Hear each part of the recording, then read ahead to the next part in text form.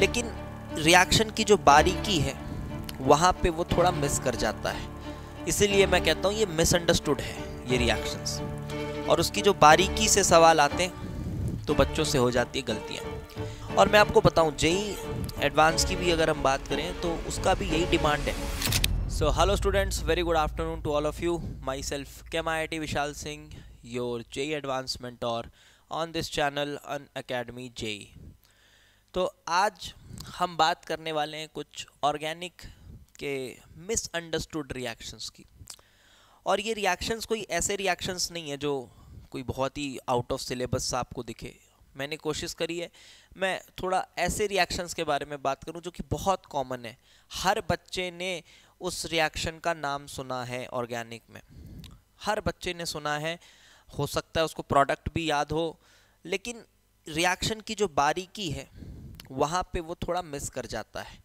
इसीलिए मैं कहता हूँ ये मिसअंडरस्टूड है ये रिएक्शंस, और उसकी जो बारीकी से सवाल आते हैं तो बच्चों से हो जाती है गलतियाँ। मे बी बिकॉज ऑफ उन्होंने बहुत सुपरफिशियल लेवल पे पढ़ा, गलत सोर्सेज से पढ़ लिया, ठीक से नहीं पढ़ा रिएक्शन को, तो फिर मज़ा नहीं आता है, वो बात नहीं आती उसमें। और मैं आपको बताऊं जेईई एडवांस की भी अगर हम बात करें तो उसका भी यही डिमांड है कि आपने जो रिएक्शन सिलेबस में है आप उनको बहुत बारीकी से पढ़िए, ठीक है। बहुत ज़्यादा नंबर ऑफ रिएक्शंस याद करने से ज़्यादा प्रेफर्ड ये होता है कि जो रिएक्शंस बहुत ही कॉमन रिएक्शंस हैं उनकी बारीकी को समझिए। तो वही आज थोड़ा खाली बैठे थे तो सोचे चलो थोड़ा वैल्यू एडिशन करते हैं आपकी प्रिपरेशन में, ठीक है। तो चलो, क्या रिएक्शन की मैं बात करने वाला हूँ।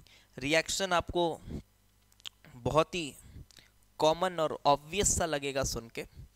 तो पहला रिएक्शन मैं बात करने जा रहा हूँ रीमर टीमर रिएक्शन। अरे सर ये तो बड़ा इजी रिएक्शन होता है। हाँ, मैं बात करने वाला हूँ RTR की, ठीक है।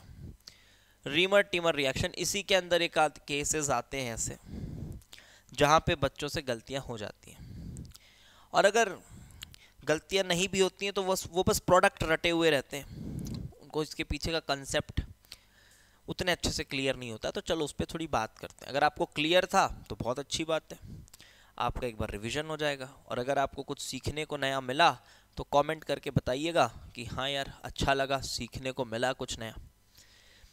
चलो, तो रीमर टीमर रिएक्शन जो अपन इन जनरल देखते हैं तो हम इस तरह से पढ़ लेते हैं कि चलो फिनॉल है, फिनॉल में हमने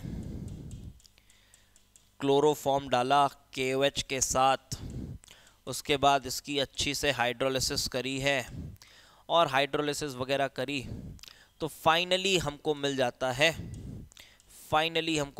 है सैलिसल्डिहाइड। देखो भाई, रिएक्शन तो यही है, बट मैं किस स्टेप की बात करने जा रहा हूँ वो समझना, ठीक है। रिएक्शन तो यही है, सैलिसल्डिहाइड मिल जाता है। मैकेनिज्म में भी जो पहला स्टेप है वो बच्चों को पता रहता है। अब ये स्टेप काफ़ी फेमस हो चुका है कि जब क्लोरोफॉर्म और KOH रिएक्ट करते हैं तो ये EI एलिमिनेशन करते हैं, एक इंट्रामोलिकुलर एलिमिनेशन होता है यहाँ पे। और इंट्रामोलिकुलर एलिमिनेशन कुछ यूँ होता है, कुछ ऐसा होता है कि आपके पास CCl3- बन जाता है because of the extraction of acidic hydrogen. और ये जो माइनस है, कभी भी माइनस चार्ज है तो जो सिग्मा बॉन्ड इलेक्ट्रॉन डेंसिटी है उसको पुश करती है अपने से दूर। तो पुश करते करते ये जो सिग्मा बॉन्ड इलेक्ट्रॉन डेंसिटी है, chloride also being a good leaving group, ये इस तरह से निकल जाता है। और ये निकल जाता है और इसके बाद आपको मिलता है CCl2। यस, ये आपको मिलता है CCl2 with one lone pair of electron. But ये आपको पता है कि ये एक इलेक्ट्रोफाइल होता है, पता है ना? जी हाँ, ये कॉमन बातें हैं, इसमें कोई बड़ी बात नहीं है सर, ये पता है हमको, ठीक है। आगे देखिए, शायद आपको कुछ सीखने को मिले। तो ये तो ठीक है कि ये डाइक्लोरोकार्बीन मिला है, इसके पास फिलहाल एक वेकेंट ऑर्बिटल है। मैं अभी मान के चल रहा हूँ चलो कि सिंगलेट कार्बीन मिला है। ये डाइक्लोरोकार्बीन आपके पास है, ये एक पोटेंशियल इलेक्ट्रोफाइल है, this is a potential electrophile. क्या बात है। अब क्या होगा, अब देखो जो फिनॉल की रिंग है वो भी बहुत ज़्यादा एक्टिवेट हो चुकी है, वो भी एक्टिवेट हो चुकी है। कैसे? अरे बेसिक मीडियम डाला हुआ है तुमने, फिनॉक्साइड में कन्वर्ट हो गया होगा। तो फिनॉक्साइड में कन्वर्ट हो चुका है, काफ़ी ज़्यादा एक्टिवेटेड है वो रिंग, इलेक्ट्रोफिलिक सब्सटीट्यूशन के लिए बेकरार। O minus, this and this is CCl2 having a lone pair. Let's represent the lone pair like this. Still it is a 6 electron system, so it desperately wants electron cloud in its vacant orbital. तो भाई क्या करोगे? Sir कुछ नहीं, normal electrophilic substitution कराओ, ortho position से attack कराओ। Ortho से क्यों कराए, पैरा से भी करा सकते हो। मेजर प्रोडक्ट ऑर्थो वाला आ रहा है यहाँ पे, ठीक है, बिकॉज आप प्रोडक्ट देखेंगे उसमें एक इंट्रामोलिकुलर एच बॉन्डिंग है जिसकी वजह से आपको ऑर्थो प्रोडक्ट मेजर मिलता है। सो दैट्स वाई मैं भी ऑर्थो पोजीशन से काम कर रहा हूँ। अभी आपको लग रहा होगा नॉर्मल रिएक्शन ही है तो क्या है इसमें कुछ, ठीक। तो देखो यहाँ पर ये ऐसा हुआ और उसके बाद ये ऐसा हुआ और यहाँ से अटैक हुआ है इस पे। अब एक बात समझो, पहली चीज़, अटैक करके Cl को बाहर नहीं निकालना है। ये बच्चों की आदत हो जाती है क्योंकि वो हमेशा SN2 करा के न्यूक्लियोफाइल पाते हैं तो अटैक करा के ये निकाल देते हैं, ठीक है। तो यहाँ भी उनको लगता है ये अटैक हुआ तो Cl बाहर निकल जाएगा, ऐसा नहीं होता। आप जब यहाँ अटैक करा रहे हो ना एक्चुअली, तो आप सिग्मा स्टार ऑर्बिटल मतलब CCl के एंटी बॉन्डिंग पे आप अटैक करा रहे हो, CCl के एंटी बॉन्डिंग पे आप अटैक करा रहे हो। लेकिन यहाँ पे आप कहाँ अटैक करा रहे हो? आप वेकेंट P में कर रहे हो। यहाँ किधर अटैक कर रहे हो? आप वेकेंट P ऑर्बिटल में अटैक कर रहे हो। जी हाँ, तो यहाँ ये Cl बाहर जाने वाला नहीं है। हाँ, ये कार्बन पे नेगेटिव चार्ज जरूर आ जाएगा क्योंकि अब उसके पास ऑक्टेट उसका पूरा हो चुका है और एक लोन पेयर बचा हुआ है, जस्ट लाइक अ कार्ब अनायन। एक कार्ब अनायन की तरह ये कुछ ऐसा हो जाना चाहिए। ये देखो, डबल बॉन्ड हो, this is CCl2 minus, carbon पे पक्का माइनस आ चुका है तो ठीक है, डाइक्लोरोकार्बिन बना, माइनस आ गया, ठीक है। अब ये क्या करेगा? अब इसकी डिस्ट्रॉय हो चुकी है एरोमेटिसिटी। क्या डिस्ट्रॉय हो चुकी है? एरोमेटिसिटी। अगर एरोमेटिसिटी डिस्ट्रॉय हो गई है तो भाई एरोमेटिसिटी रीगेन करने के लिए ये वाले हाइड्रोजन को ये स्नैच कर सकता है। अब देखिए H प्लस को निकालेगा, C माइनस, कार्बन का माइनस है यार, ये वाले H प्लस को निकालना तो अच्छी बात है। एक तरह का इंट्रामोलिकुलर एसिड बेस रिएक्शन हुआ है, एक तरह का इंट्रामोलिकुलर एसिड बेस रिएक्शन हुआ है। अभी भी सब नॉर्मल है, अभी भी यहाँ पे चीज़ें आपको समझ आ रही होंगी। ये इंट्रामोलिकुलर एसिड बेस रिएक्शन हुआ, ये क्लाउड इधर गया, ये क्लाउड इधर गया, और इस तरह से जाने पर what you have got is this, ये लीजिए O माइनस दिस, यहाँ पर CH Cl2। अब यहीं से जो मेन मिसकॉन्सेप्शन है वो यहाँ से शुरू होता है, इस स्टेप के बाद। यहाँ करिए फोकस। अब बच्चों को क्या लगता है कि पानी का अटैक हुआ, ये निकल गया, पानी का अटैक हुआ, ये निकल गया, ऐसा लगता है उनको। यहीं पानी का अटैक कराते हैं, ये निकाल देते हैं, ये निकाल देते हैं, और फिर वो कहते हैं सर OH हो गया, वाटर निकाल देते हैं, वाटर निकाल के एल्डिहाइड बना देते हैं। तो ठीक है, आपका प्रोडक्ट तो आ जाता है। सर देखो क्या गलती, आ तो गया, सही है।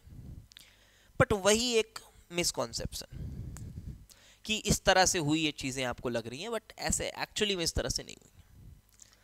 कैसे हुई है आपको बताता हूँ, इसका एविडेंस भी देता हूँ आपको, इसका एक एविडेंस भी देता हूँ कि ऐसे क्यों नहीं हुआ है। देखो इसका एविडेंस देता हूँ, इसके बाद इसके आगे मैं कंटिन्यू करूँगा। क्योंकि देखो जब ये रिएक्शन एक पैरा पोजीशन पे अगर मैं मिथाइल लगा दूं और कराऊं, फिनॉल के ही पैरा पोजीशन पे मैं मिथाइल लगा दूं और मैं कराऊं तो ठीक है। ऑर्थो पोजीशन में तो आपको मिलता है CHO, ऑर्थो पोजीशन पे तो CHO आपको मिलता है, कोई बात नहीं। CHCl3 KOH, second is H3O plus, ortho position पे आपको मिलता है CHO, लेकिन साथ ही साथ ये तो मिलता है, ठीक है। लेकिन एक बाई प्रोडक्ट भी आता है, और उस बाई प्रोडक्ट की वजह से हमें अपना जो सोचने का तरीका है, जो नजरिया है, वो थोड़ा बदलना पड़ेगा। क्या है वो बाई प्रोडक्ट? वो बाई प्रोडक्ट कुछ ऐसा है सर, ऐसा है कुछ, देखो वो बाई प्रोडक्ट कुछ ऐसा है, CCl2 CHCl2, ये बात है। अब देखो यही आपके दिमाग में क्वेश्चन मार्क आना चाहिए कि अरे भाई ये कैसे हो गया, ये कैसे हो गया, ये जो Cl2 है इसको भी आपने क्यों नहीं वाटर मार के OH लगा दिया? अगर ये इतना सिंपली यहां पर ऐसे वाटर मार के OH लग जाता तो वो तो यहां भी लगना चाहिए था, यहां नहीं लगा। यही फाइनल प्रोडक्ट है, यही फाइनल पैरा प्रोडक्ट है। यस, पैरा वाला जो प्रोडक्ट है वो यही है, बस ये क्वेश्चन है। तो आप मेरी बात को समझिए, मैं आपको इसके पीछे 2-3 लॉजिक्स दूंगा, आपको जो अच्छा लगे आप समझ लीजिएगा। क्योंकि देखो एक लॉजिक नहीं होता, बिकॉज जो लॉजिक्स हैं ये ऐसे होते हैं कि यार एक तरह का परसेप्शन है कि यार हाँ ऐसा हो सकता है और अच्छा लग रहा है, ये लॉजिकल। केमिस्ट्री में ऐसे चलती चीज़ें, ठीक है।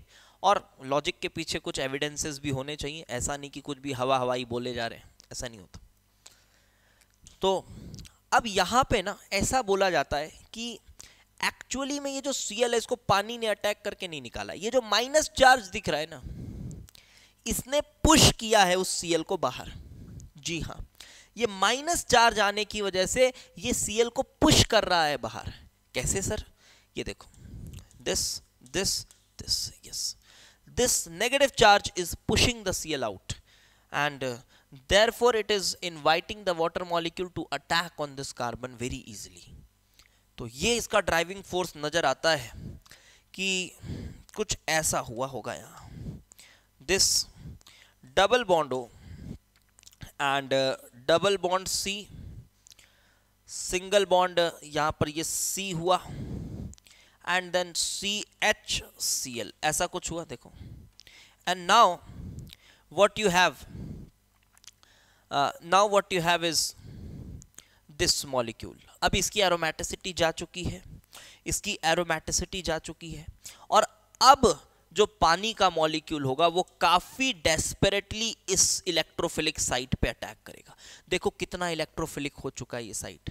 एक तो Cl लगा हुआ है, अच्छी बात है, Cl लगा हुआ है तो वैसे भी काफी इलेक्ट्रोफिलिक हो जाएगा क्योंकि डेल्टा पॉजिटिव आ जाएगा। उसके बाद आप देखिए यहाँ पे ऑक्सीजन एटम भी खींच खाच रहा है थोड़ा, ठीक है।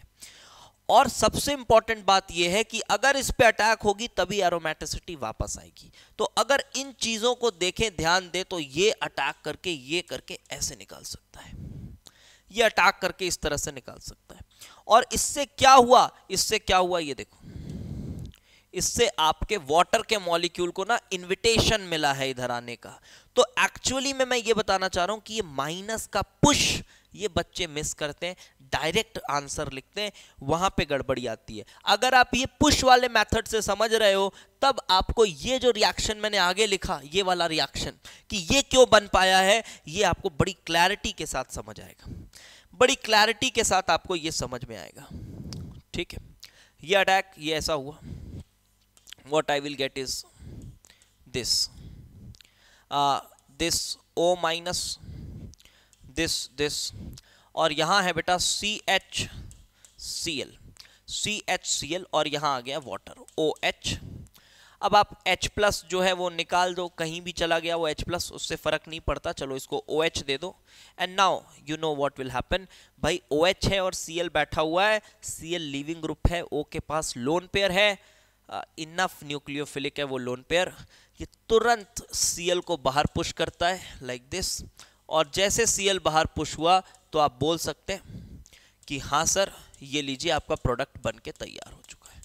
वो H प्लस का लॉस हो जाएगा, फिर बेसिक मीडियम है, वो H प्लस का लॉस करना कोई बड़ी बात नहीं। क्या आपको समझ आ गई बात?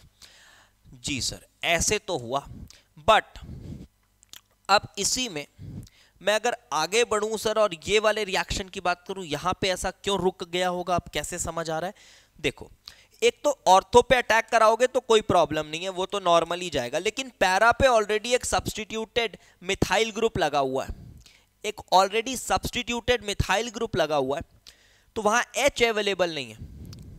तो कुछ ऐसा हो रहा होगा, देखो चेक करो, कुछ ऐसा हो रहा होगा, O पे माइनस आया होगा, ठीक है, बेसिक मीडियम है, फिनॉक्साइड में कन्वर्ट हुआ होगा, यहाँ मिथाइल लगा हुआ है, फाइन। ये इधर, अब ये पाई बॉन्ड यहाँ था, ये पाई बॉन्ड यहाँ था, ये पाई बॉन्ड यहाँ था, तो ये इधर आया होगा, ये इधर आया होगा, और ये फिर डाइक्लोरोकार्बिन CCl2 पे अटैक किया होगा, और इस अटैक से कुछ ऐसा सीन बन चुका है, कुछ ऐसा सीन बन चुका है, दिस डबल बॉन्ड हो, यहाँ मिथाइल और ये CCl2 माइनस। अब मेन बात ये कि यहाँ पर ना वो एसिडिक H अवेलेबल नहीं है, जो वहाँ एसिडिक H अवेलेबल था। तो भाई उसने क्या किया था, उसने वो H प्लस ले लिया था, और एरोमेटिसिटी के साथ साथ H प्लस लिया था, तो O पे माइनस आ गया था। समझ पा रहे हो? देखो देखो डिफरेंस समझो, उसने H प्लस लिया था तो O पे माइनस क्रिएट हो गया था, और ये माइनस क्रिएट होने से फिर क्लोराइड को पुश मिला था, क्लोराइड को पुश मिला था बाहर की तरफ। बट यहां पे वो पुश मिलना मुश्किल है। जी हाँ, तो अब ये क्या करेगा, अब ये सॉल्वेंट से H प्लस चुरा लेगा, ये पुश नहीं कर पाएगा, बस यही है प्रोडक्ट। अब ये सॉल्वेंट से H प्लस, देखो अगर आप सॉल्वेंट से H प्लस दे रहे हो, इसको सॉल्वेंट से H प्लस दे रहे हो, ठीक है, ये प्रोडक्ट बना दिए। लेकिन अगर आप अपने वाले तरीके से करते कि Cl को निकाल के OH, Cl को निकाल के OH, तब तो आप आराम से कर देते, आपके हिसाब से तो CHO बनना चाहिए था। समझ पा रहे हो कहाँ पे एक मिसअंडरस्टैंडिंग है? अगर आप वीडियो पूरा देखोगे, थोड़े समझदार हो, तो आपको समझ आएगा मैं क्या बोलना चाह रहा हूँ। देखो कुछ लोग यहाँ ऐसा भी लॉजिक देते हैं कि because of the presence of methyl group here, और ये लॉजिक बुरा नहीं है, ये भी सही है। एक तो O का माइनस नहीं बना जो कि पुश दे रहा था, दूसरी बात ये CCl2 के बाजू में मुझे थोड़ी क्राउडिंग भी नजर आ रही है, ये CCl2 के बाजू में मुझे थोड़ी क्राउडिंग भी नजर आ रही है, और इस क्राउडिंग से मुझे लगता है कि पानी के मॉलिक्यूल्स इसको बहुत अच्छे से सॉल्वेट भी नहीं कर पाएंगे। अगर उन्होंने मान लो कोशिश भी की होगी कि आके चलो अटैक करके निकाल देते हैं, तो एक तो माइनस का पुश भी नहीं है, दूसरी बात क्राउडिंग भी है, इस वजह से ये नहीं निकल पाया होगा। तो ये एक रिएक्शन है जो मुझे लगता है बच्चों को इस तरह से पता होना चाहिए, ठीक है, स्पेशली अगर वो एडवांस की प्रिपरेशन कर रहा है तो उसको पता होना चाहिए। वैसे कॉमन है ये रिएक्शंस, हो सकता है आपने देखा हो, ये शायद JEE एडवांस ने पूछा भी हुआ है, थोड़े कुछ सालों पहले का क्वेश्चन है, शायद पूछा भी हुआ है। अब देखो इसी में एक और दूसरा रिएक्शन, उसके बाद आपको मैं कैनिज़ारो रिएक्शन के अंदर कुछ बातें हैं वो बताऊंगा, स्पेशली उसके ऑर्डर की चीज़ें, उसमें भी बच्चा बड़ा कंफ्यूज रहता है, अरे सर इसका ऑर्डर 1 है कि 2 है कि 3 है कि 4 है, कुछ भी ऑर्डर है, कोई कहीं बुक में कुछ लिखा रहता है, कहीं कुछ लिखा रहता है, वो भी अच्छे से कंसेप्ट के साथ क्लियर करूंगा, पूरा देखना, मज़ा आएगा अगर पढ़ने वाले बच्चे हो तो। चलो दूसरा, इसी में एक रिएक्शन आता है एबनॉर्मल रिमर-टिमर, पता है उसके बारे में? वो सुना होगा आपने। एबनॉर्मल रिमर-टिमर इसी के अंदर का रिएक्शन है। सपोज करो आप यही रिमर-टिमर रिएक्शन करा रहे हो पाइरॉल के साथ, आप करा रहे हो पाइरॉल के साथ, तो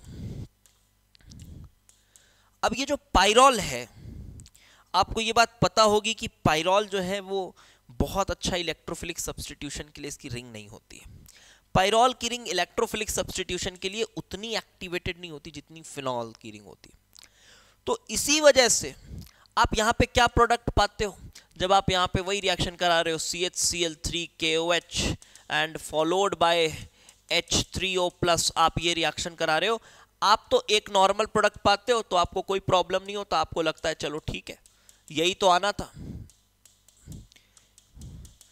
नाइट्रोजन के एडजेसेंट पोजीशन पे CHO लग जाता है। ये उसी मैकेनिज्म से हुआ है जैसे हमने पीछे पढ़ा, लेकिन साथ में ही आप यहां पर एक रिंग एक्सपेंडेड प्रोडक्ट भी पाते हो, 3-क्लोरोपाइरिडिन पाते हो, आप पाते हो 3-क्लोरोपाइरिडिन, जी हां कुछ ऐसा प्रोडक्ट, और इस पे थोड़ी बात की जा सकती है, 3-क्लोरोपाइरिडिन पे थोड़ी बात की जा सकती है। Okay, suppose I am counting from N, उसके रिस्पेक्ट में आई एम कॉलिंग इट 3-क्लोरोपाइरिडिन। तो ये आपका एबनॉर्मल प्रोडक्ट है। अब इसके पीछे कंसेप्ट क्या है?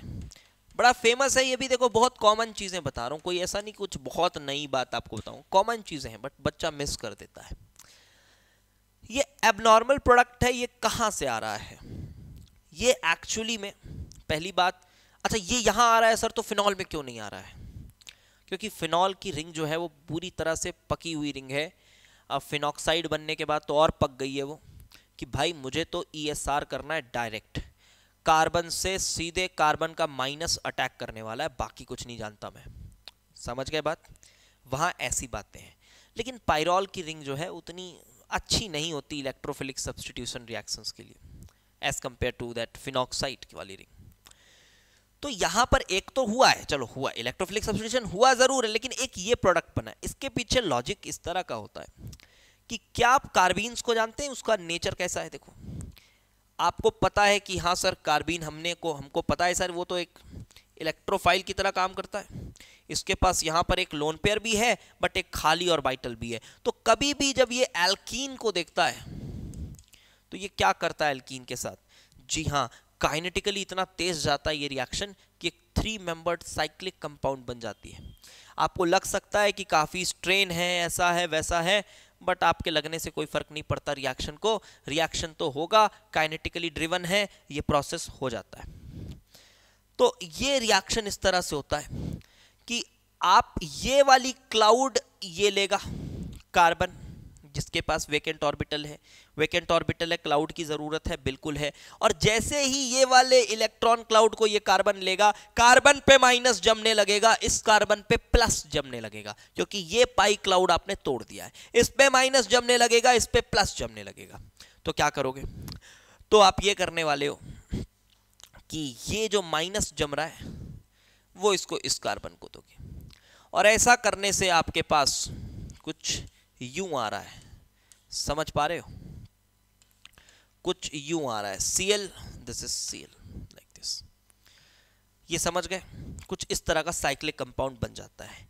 अब इस रिएक्शन में क्या होगा समझिएगा, सेम यही चीज आपको परफॉर्म करना है ये वाले पाई बॉन्ड के साथ।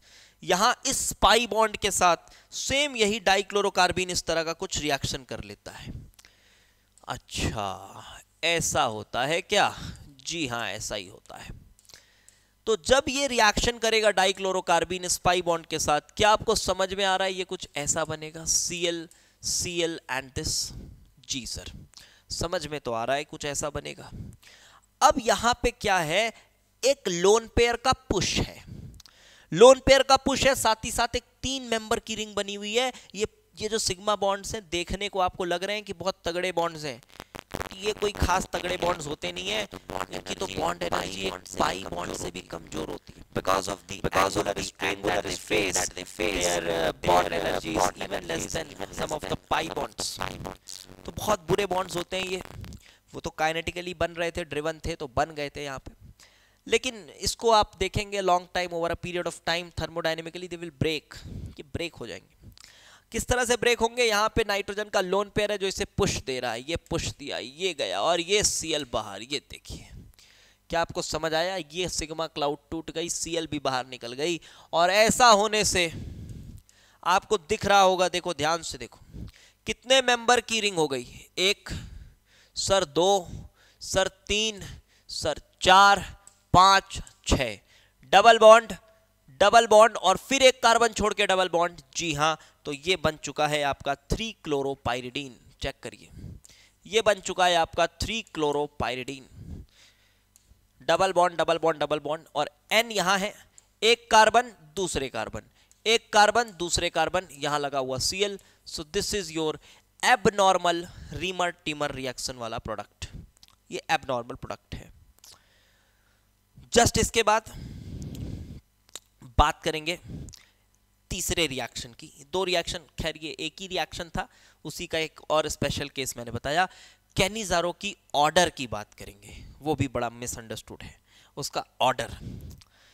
तो उसके ऑर्डर डिस्कस करने से पहले आपको ये अनअकैडमी रैंकर्स रिवार्ड प्रोग्राम के बारे में बता देते हैं। तो आपको यहाँ डिस्क्रिप्शन में ना एक गूगल फॉर्म मिलेगा, तो आपको अगर लगता है कि आपकी प्रिपरेशन में मेरा कोई हिस्सा है या भागीदारी है, या आपकी प्रिपरेशन मेरी वजह से या अनअकैडमी के किसी भी टीचर की वजह से इम्प्रूव हुई है, तो आप वो गूगल फॉर्म फिल कर सकते हो।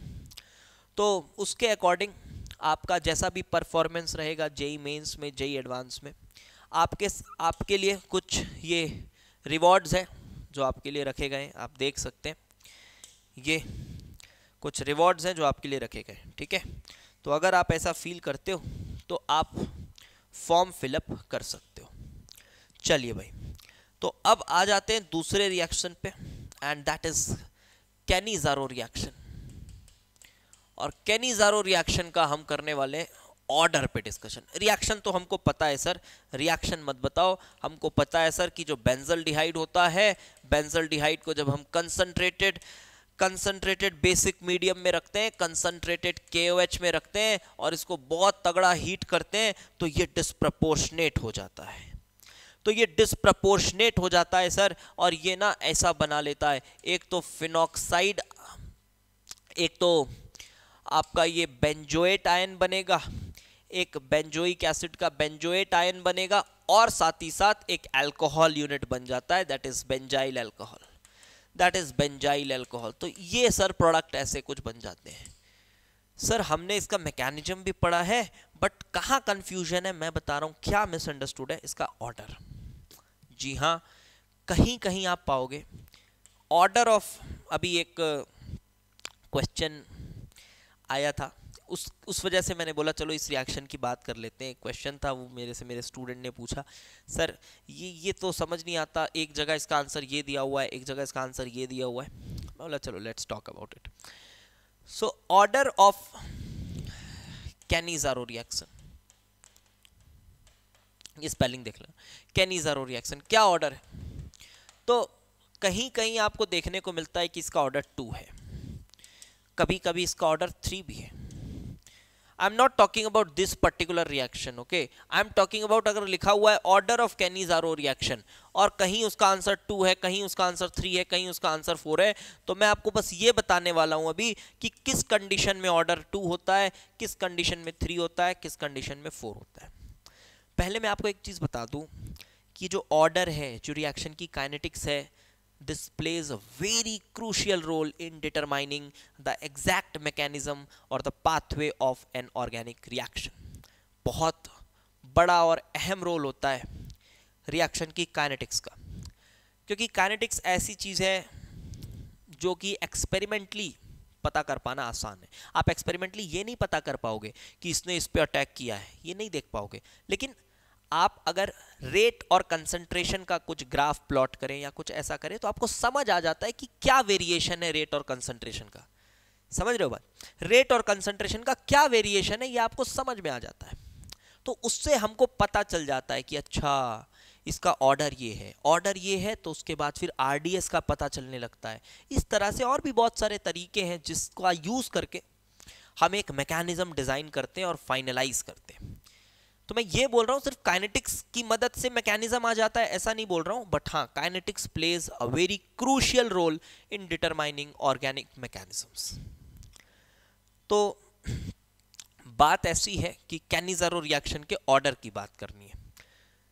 तो देखो जो मैंने ऊपर रिएक्शन लिखा है, अगर रिएक्शन इस तरह से लिखा हुआ है तो इसका जो रेट लॉ पाया गया है फॉर दिस रिएक्शन, इसका रेट लॉ कुछ यूं पाया गया है, rate is equal to K, उसके बाद PHCHO का पावर 2, देन OH माइनस का पावर 1। अब पहले इस पे चर्चा करते हैं कि इसका ऐसा क्यों है रेट लॉ, क्यों इसका ऑर्डर 3 है। हम देख रहे हैं तो समझ में आ रहा है 3 ऑर्डर है इसका। मैकेनिज्म क्या है, ध्यान से सुनो, ध्यान से सुनो, ध्यान से सुनो, समझ में आएगा, क्लैरिटी आएगी, क्लैरिटी आएगी। मैकेनिज्म ऐसा है कि आपके पास है PHC डबल बॉन्ड OH, फिर OH माइनस बेस है। अब ये OH माइनस यहाँ अटैक करता है, ये इस तरह से O माइनस बनता है, and now this species contains a negative charge, a पक्का negative charge, and now it is a potential hydride donor. अब ये हाइड्राइड डोनर बन चुका है, O पे माइनस आ चुका है। अब PH माइनस नहीं निकलना, OH माइनस निकालोगे वापस चला जाएगा reaction. Now it is a potential hydride donor, H minus की डोनेशन हो सकती है। और पता है यही इसका RDS है। जैसे ये वाला स्टेप तो तेज स्टेप है, ये वाला स्टेप ठीक है, ये स्लो स्टेप नहीं है, ठीक है, रिवर्सिबल होता है बट फास्ट होता है। This is fast and reversible. इसके बारे में कभी और बात करेंगे, फास्ट रिवर्सिबल इसका कैसे मतलब वो सर फास्ट है तो रिवर्सिबल थोड़ी ना होगा। अब ये थोड़ा सा और गहरी बातें कभी और कर लेंगे। होता है जी फास्ट रिवर्सिबल, बिल्कुल ऐसे ही होता है। उसमें थर्मोडायनेमिक्स और काइनेटिक्स को आप अगर मिक्स करोगे आपको लगेगा अच्छा फास्ट मतलब इरिवर्सिबल, ऐसा कुछ नहीं होता। Reversibility, irreversibility is a thermodynamic parameter. Fast, slow is a kinetic parameter. Don't intermix these two things. अब इधर आओ और इसको मैं बात करता हूँ, इसमें मैं अब जो अगला स्टेप है पता है वो स्लो स्टेप है। जी हाँ स्लो है बट इरिवर्सिबल है। देखो आपके कॉन्सेप्ट्स की धज्जियाँ उड़ी ना, आपके जो आपकी जो परसेप्शन है कि सर स्लो मतलब रिवर्सिबल, ऐसा नहीं होता। अच्छा उस पर अभी बात नहीं करना है, अभी ऑर्डर पे बात करना है तो उस पर आऊँगा मैं। तो दिस इज द रिएक्शन। तो अब क्या होने वाला है, तो ये O का माइनस, अब ये यहाँ जाता है, ये पोटेंशियल हाइड्राइड डोनर है, ये हाइड्राइड एक ही बार में साइमल्टेनियसली यहाँ अटैक करता है। और ये वाला जो स्टेप है ये स्लो है, ये वाला स्टेप स्लो है।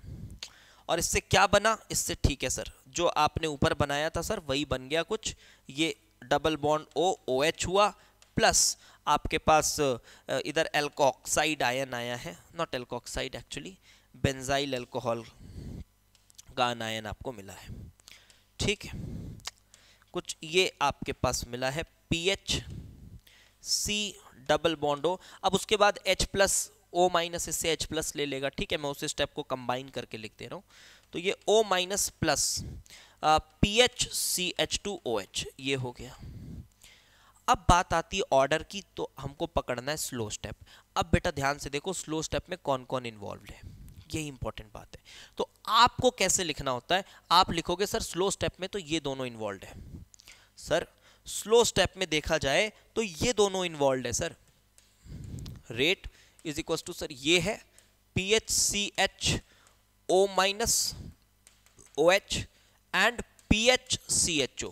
लेकिन मैं कहता हूं इसकी जो कंसंट्रेशन है ये किस पे निर्भर करेगी, इसकी कंसंट्रेशन किस पे निर्भर करेगी, तो हाँ इसकी कंसंट्रेशन डिपेंड करेगी कि भाई इस रिएक्शन में ये और ये कितना था, इसका जो प्रीवियस स्टेप है उसमें ये और ये कितना था। तो जब आपको इसकी बात करनी होगी ना, क्योंकि ये तो इंटरमीडिएट है, intermediate can not be the part of the rate law as per the kinetic law, intermediate can not be the part of the rate law. जी हाँ, तो यहाँ पे हमको रिप्लेस करना पड़ता है with PHCHO as well as with OH minus.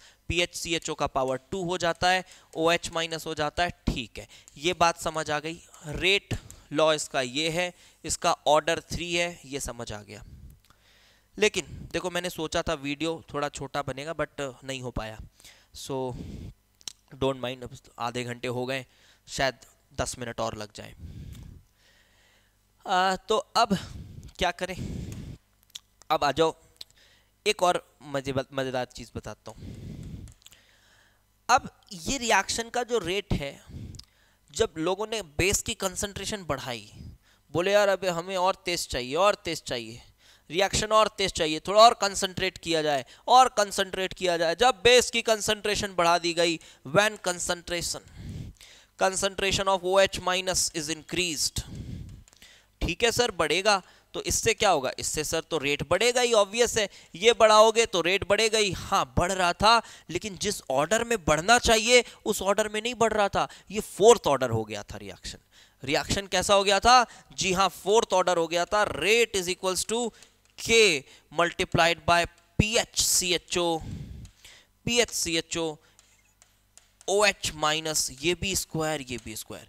अब ये क्या बात हुई, अब अगर ये 4th ऑर्डर हो गया है तो क्या आप ये वाला मैकेनिज्म लगा सकते हो यहाँ पे, क्या पीछे वाला मैकेनिज्म काम करेगा? नहीं करेगा। इसी वजह से कभी कभी लिखता है कि फोर्थ ऑर्डर रिएक्शन है।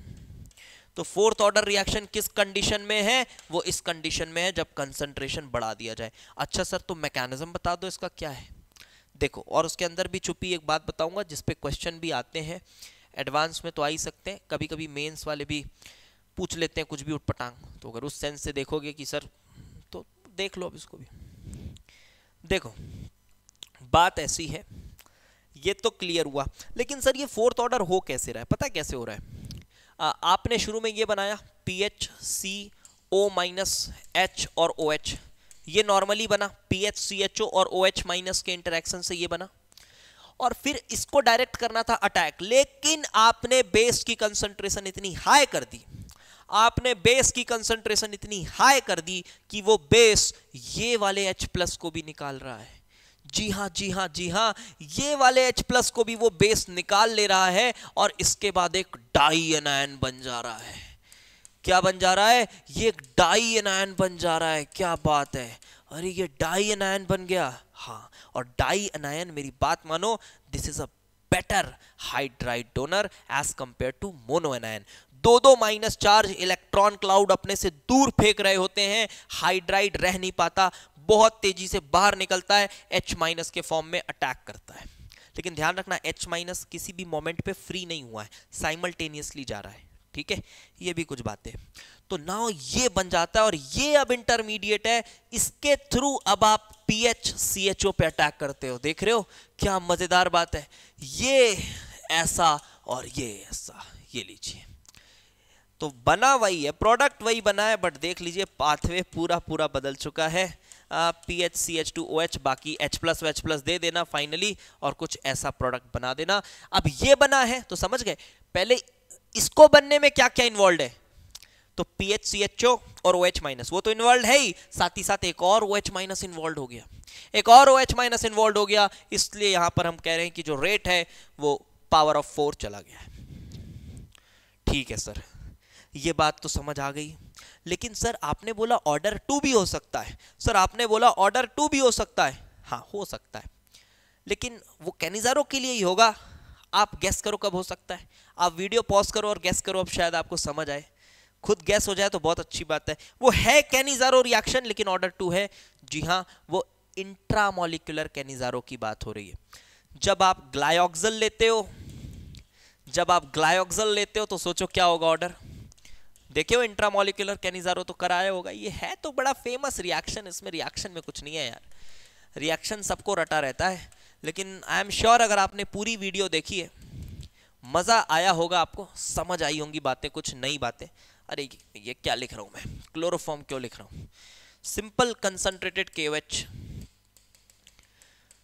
तो आप क्या बनाते हो, कुछ ऐसा C+O, O-K+ एंड CH2OH, आप ये बनाते हो।